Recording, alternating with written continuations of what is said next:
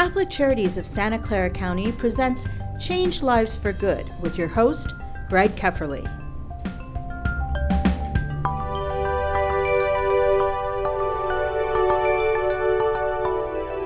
Welcome to our Aging University and our focus on policy and our policy compendium on aging. We have a terrific panel with us today with Senator Jim Bell and some experts in the field from Insight Center and Justice in Aging. They'll be introduced a little bit later. But first, I just want to thank all of you for being here and for your passionate concern about our seniors. All of us are getting older. I think we're getting older faster because time is speeding up. The older I get, I realize that I have this new theory of relativity. And I want to really thank Block Construction for hosting us. I also want to thank Kaiser Permanente and El Camino Hospital for their sponsorship of this series and of this morning's conversation. Amazing team of panelists here, and we are bringing together service providers, we're bringing together policy analysts and policymakers. And this is really what makes for a wonderful conversation about the future of aging and next steps with our work. So when we first started Aging University, we started it with the idea that we were seeing several things in our community working with aging, and our team was sitting around the table and discussing these things that we're seeing, things like families struggling to pay for care, seniors who make too much money to qualify for Medi-Cal, but not enough money to actually be able to afford any other type of care, families who desperately want the best care for their dad, so they're willing to mortgage their home in order to be able to get the funds to be able to pay for it, families who have taken their parents into their homes and need some respite in order to be able to do their own things on a regular basis and are unable to do so because they can't even pay for an adult daycare. And quite frankly, we don't have the capacity to be able to provide the services for free without the support of government and private sources. We see a crucial gap in care where people with the least money, those with access to Medi-Cal, and people with the most money who can pay for whatever they want, have more options than anybody in the middle. We see families who work so hard for retirement only to figure out that the money that they've saved is not enough for them throughout their lifespan. And we're seeing seniors who just don't have enough to live, to the point that they're lining up outside of our senior centers waiting for a free grocery bag every week. So when we saw this and we see this on a regular basis, we're like, we really need to do something about this. So we set out to, one, educate the community about what services were out there to give people a place to start, and two, have broader conversations about what needs to happen in aging. So throughout our Aging University events, we did a participant survey. At this point, we were trying to figure out what do people think about aging, all the different people that have come to our events, what are the things that they are most concerned about and worried about. We asked them things like what were their top concerns about their own aging. We asked them about what were their top concerns about their parents aging, and we asked them about what were their top concerns about their finances and aging. And I have to tell you that their answers were remarkably similar. When we asked them what were their top concerns regarding their own aging, they said things like, I'm concerned about my physical health, I'm concerned about the loss of independence, and I'm concerned about behavioral health and their cognitive awareness. They were concerned about getting things like Alzheimer's and dementia. When we asked them about their finances, in order of importance, people said things like not having enough money to live. So when we talk about not having enough money to live, we're not talking about things like I just don't have enough money to go on vacation. We're talking about things like being able to pay rent, being able to pay your medical bills, your medications, your electricity, utilities. That's what we're talking about. People said that they were worried about outliving their money.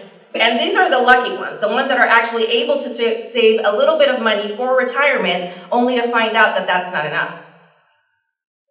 And people were also worried about the cost of care. So these were things like home-based care, medical care, insurance. When we asked people what were their top concerns about their parents, people were worried about home care. How were they going to pay for home care? People were worried that their parents wouldn't have enough money to actually pay for their own care. So if your parents don't have enough money to pay for care, that means that you yourself have to help your parents with that care, which means that now you have less money for your own retirement. And people were also worried that their parents would not have the appropriate insurance coverage to be able to get the type of medical care that they needed. So why is this important? This is important because these concerns mirror reality. Because if you can't earn enough now, then you're certainly not going to be able to save for later. I don't know if you know this, but the average American saves about $104,000 a year for retirement. And I don't know about you, but I actually went to AARP now that I'm immersed in all things aging. And they have a calculator that you can use to see how much money that you're going to need to age depending on the time that you want to age. So I said, well, I'd like to retire at the cushy age of 65. According to AARP, I'm going to need $3 million in order for me to do that by the time I'm 65. Okay, so I don't know about you, but I don't know how I'm going to get $3 million. And, you know, the reality is that right now we're really living much longer, which means that we have to save a lot more money. And we have also way too many expenses to actually be able to save the amount of money that we need for retirement. So what do? One, we need to broaden the conversation about what aging is and how we deal with aging. Two, we need to realize that the conversation about aging includes people in their 20s, in their 30s, in their 40s, in their 50s, not just people who are seniors now. We need to innovate. We need new solutions to new problems because aging the way that it is now and the amount of seniors that we have now, this is a new problem. And we need to be creative about the way that we're addressing aging. And we need to act. We're going to start talking about the wins in aging. So today, the way we're going to structure the panel, we're going to talk about our wins, our successes. We're going to talk about our growth areas, and then we're also going to talk about what are some opportunities for us. So, Senator Bell, in your opinion, what were some of the most important wins for aging this year? I want to highlight a couple things for you that are proceeding that look in a promising frame. The first thing I'll mention is in the Senate, Carol Liu introduced the bill SB 547.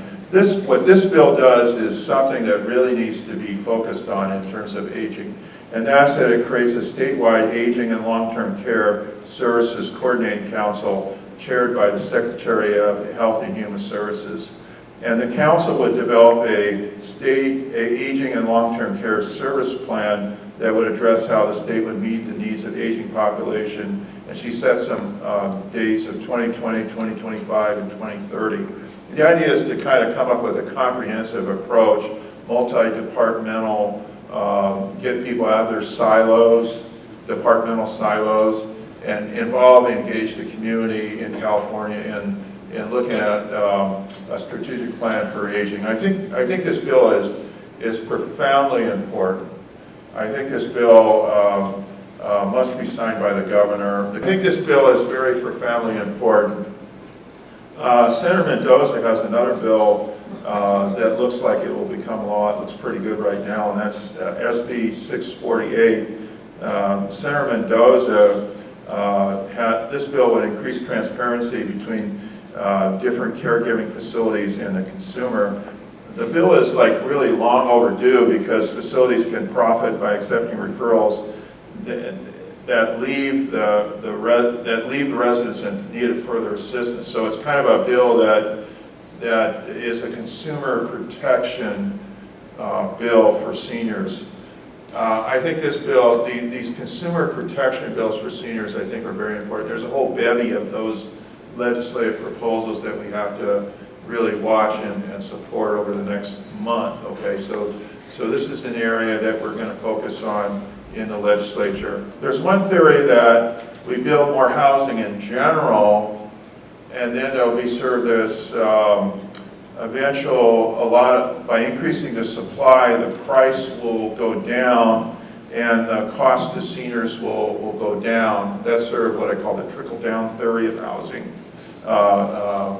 As housing becomes more and more available, the cost will go down. There's certain relevance to that economic theory, but the second theory I think is more important, and that's that we need to have housing that's supported by the community in general through housing programs, nonprofits, other groups, Catholic Charities Housing, other organizations that build housing, and that housing would be subsidized by public assistance housing programs in terms of the construction of senior housing. And that's traditionally the way we've dealt with that issue in San Jose. That's why I support my bill, SB 879, which is a $3 billion housing bond proposal for construction of affordable housing to be used to subsidize and support affordable housing through tax credits. They did an economic analysis of this. This money would be blended with federal income tax credit for housing construction, local programs like you see the city and the county proposing on the ballot, those kinds of proposals. And totally it would generate about 52,000 units of affordable housing in California. We should do this bond approach for housing on a regular basis, in my opinion, because housing creates an asset that's a long-term asset and increases the supply specifically for senior housing. And so I think that's going to be very important. That's what my focus is on right now. I just mentioned those three things. There'll be others in the further discussion. Thank you. Thank you. So I'm going to start with Trin and Claire first, and really tell me about what are the wins for justice and aging. What were the things that you worked on this year? And it doesn't necessarily have to be something that passed, it's just something that you felt really good about. So there's one thing in economic security. There needs to be a lot more wins here, but we had one small but important victory. So this is around the SSI program, which in 2009, with the financial crisis, saw a lot of cuts to the benefit level. And as the prosperity has been rising in the state and the region, that those cuts have not come back. So you still have adults who are receiving SSI who are under the federal poverty level. So Justice and Aging, along with a lot of coalition members from across youth services, anti-hunger, anti-poverty, Asian community, disability community, recognizing that this is an issue that affects kind of across communities, across age groups, across poverty issue. You can do kind of as a lawyer, and then there's what you can do to change the perception of the facts in kind of for everybody. So we're part of a coalition called Californians for SSI, and we've been doing a lot of work in ramping up a lot of work in 2015 to raise, to highlight the issues and to highlight the kind of to try to not even protect the program, but also just try to recover from what was lost in the financial crisis for poor Californians and poor seniors. And in the budget, the cost of living for the state portion of SSI was the California stopped even passing that through in 2009. And we've been fighting through the coalition to get that to come back so that the benefit levels get to somewhere, back to kind of a level that reflects financial reality in the state now. And for this upcoming budget, it finally includes a very small increase in that state cost of living increase. And in terms of kind of this is the fight, and we're all really happy that that happened, but we see that there's a lot more that needs to be done. The benefit levels are not anywhere. We have a long way to go even to get to where the benefit levels were before. So as the state, as the prosperity of the state increases, we're really fighting to get to make sure that the most vulnerable communities in California they're able to live at least we're trying to get the SSI level back to so that adults on SSI are at the federal poverty level. We're now at 90%. The adult benefit is at 90%, and before the crisis, we were at 100. So there's the trying to recover from that, and then also in California trying to reflect the real costs, which is different than the federal, quite a bit different from the federal poverty level.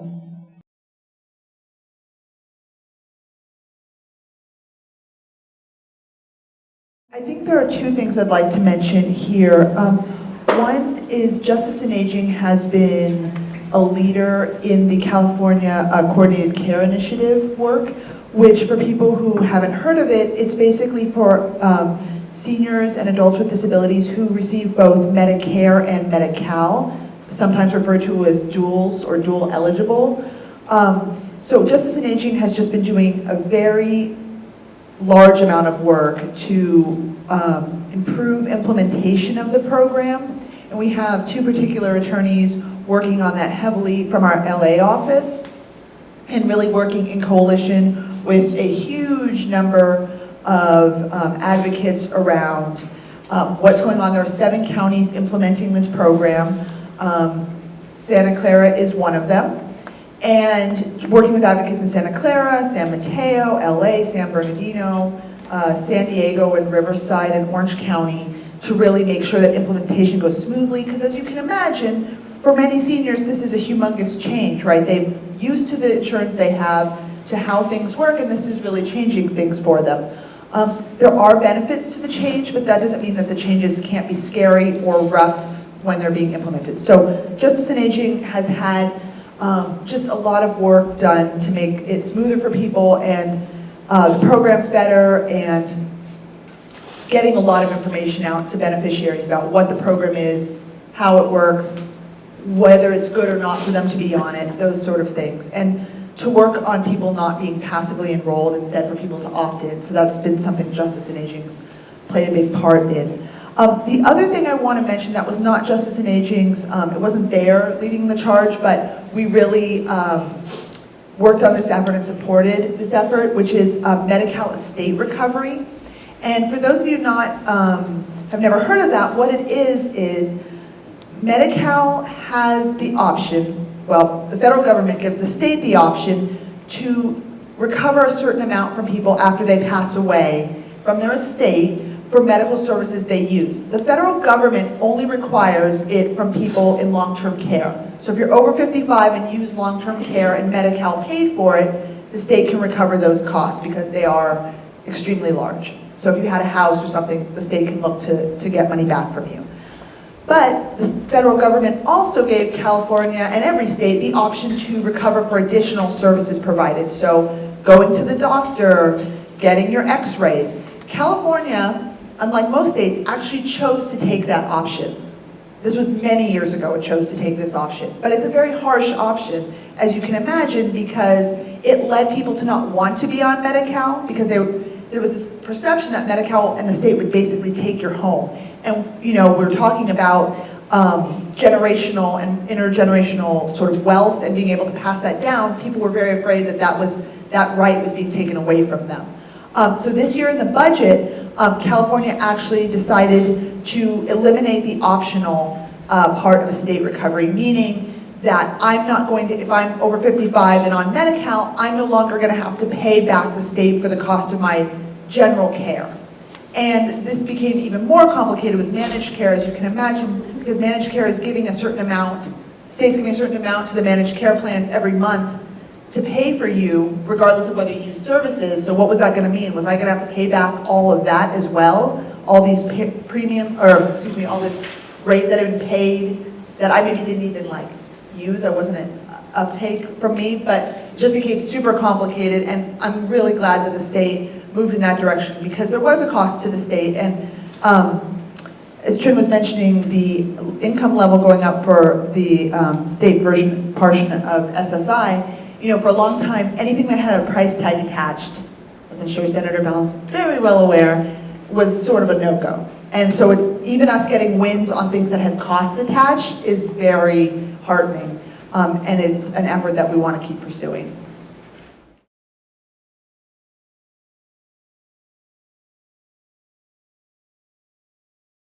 For me, one of your wins was really the retirement security briefs, but talk to me about what Insight has done and all of your wins this year. Thank you. We're not a traditional advocacy organization in the sense that we go to Sacramento to lobby. Our work is more focused on research. We think about the kind of narratives we need to build to open the door of the acceptance of policy, and we partner on our policy work. So mainly we work through other organizations who are much more, steeped in the legislative sessions and do that type of advocacy. So I'm just going to that's a caveat from my remarks. What we did this year was we produced a series of briefs. You might have seen them out on the table. We have a few graphics. One of them really alludes to Tatiana's remark about how much you need to save in retirement, $3 million, which seems just totally unfathomable in some ways. So this is something for us that we thought was really critical in this climate.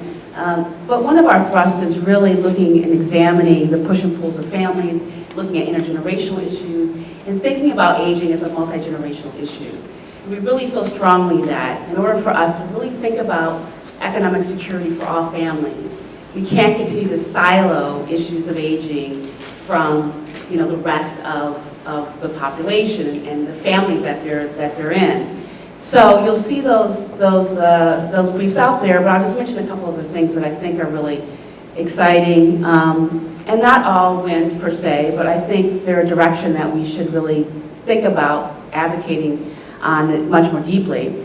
One is a bill that was vetoed by the governor last year, which was SB 406, and that was really expanding family medical leave and caretaking, across families, extending the number of weeks that would be available for people to care for their families. And, it does open the door for us to talk about caregiving in much bigger ways, and for California to be kind of a leader in thinking about caretaking and leave policy. We can't think about people aging without thinking about caretaking, and that is an extremely push and pull on families on their economic well-being. So a lot more work still needs to be done there, but we think at least opens the door for greater policies around caretaking. I have to say that I think Senator Bell's bill around housing is so critical. We were able to do some economic policy modeling as part of the Rise Together initiative that was launched a couple of years ago. And what we did was we looked at certain populations and we modeled certain policies to understand which are the most robust type of policies that will lift people out of poverty. And when I say poverty, I don't just mean the federal poverty level. Part of Insight's work has been, over the past 20 years, is to develop a standard that's an alternative to poverty. We know that it's woefully inadequate to think about poverty. And in fact, if you're living at the federal poverty level, you're really living in deep poverty. And many families, many seniors are living far below that. But in looking at, using that as a standard to model some of these policies, looking at seniors, the number one area in which we could have the most impact on their economic security is housing, and that's what we found through our modeling. So a way to be able to increase our housing stock in the way that I think that SB 879 does is an exciting trajectory. Also, secure choice, which is really creating a portable savings vehicle for people in private and smaller private companies that we know that's really a thrust of where people are. They work in places where there's less than 25 employees, some less than that. This creates a vehicle for savings. And so people have said, what will it really do for people who make very little money? It's a start to think about having some bit of a nest egg. We know it's not going to necessarily be enough, but a nest egg for people to have when they get older. And this for us is important because once again, we're seeing a lot of younger people, especially whose parents have worked in low-wage jobs all their lives, some who don't even have access to Social Security, sacrificing their well-being for their parents. And so we find this is an exciting trajectory for the state of California. And finally, I will say a win, and it's a win really for our partners at the Western Center, was to repeal a 20-year maximum benefit for people on TANF. And what this really means is that when a person on TANF has another child, that child is not covered, right? There's no, they don't get an increase in their grant allotment. And what this does is just plunges people deeper into poverty. But it also means that it's another way in which families have to pull together to deal with not having enough resources when a new child comes into the world. So this was, I thought, a huge win, and one that took a decade to actually push through. So I'll stop there. Join us next month for part 2 of Aging University's Policy and Aging Compendium.